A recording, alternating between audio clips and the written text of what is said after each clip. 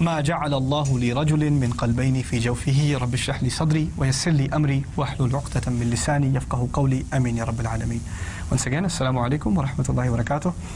آج انشاءاللہ تعالی دوبارہ قرآن کے الفاظ کے بارے میں تھوڑی سی تحقیق، اور اس آیت کا تعلق سورۃ الاحزاب سے ہے. چوتھی آیت ہے سورۃ الاحزاب کی، سورہ نمبر 33 آیت نمبر 4. اوکے، اس آیت میں عجیب بات کی ہے اللہ تعالیٰ نے، ما جعل اللہ لرجل من قلبین فی جوفہ، اللہ تعالیٰ نے کسی مرد کے اندر دو دل نہیں رکھے. اللہ تعالیٰ نے کسی مرد کے اندر دو دل نہیں ڈالے. ما جعل اللہ لرجل من قلبین فی جوفہ، بات تو عام سی واضح سی معلوم ہوتی ہے، لیکن سوال پیدا ہوتا ہے کہ یہاں پر مرد کا ذکر کیوں ہے، انسان کا ذکر کیوں نہیں ہے؟ انسان کہا ہوتا تو مرد بھی ہوتا اور عورت بھی ہوتی، لیکن رجل کہا تو صرف مرد کا ذکر ہے.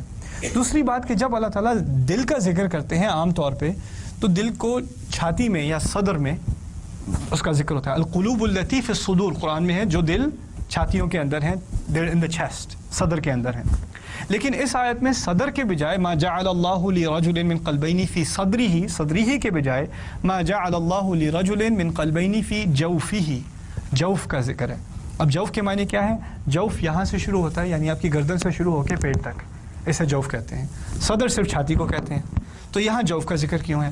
مزے کی بات یہ ہے کہ اس میں بھی ایک محاورہ ہے، لیکن اس کا جو لفظی ترجمہ ہے اس میں بھی بڑی خوبصورتی ہے.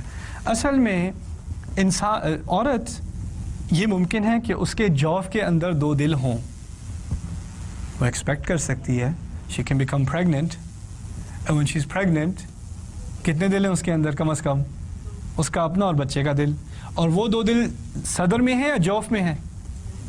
جوف کا لفظ استعمال ہوا، ما جعل اللہ لرجل من قلبین فی جوفہ، اسی لیے رجل کا استعمال ہوا، رجل کے لیے ممکن نہیں ہے. سبسکرائب کیجئے ہمارے چینل اور دبائیے بیل کا آئیکن تاکہ آپ کو ریگولر نوٹیفیکیشن اپڈیٹس مل سکے.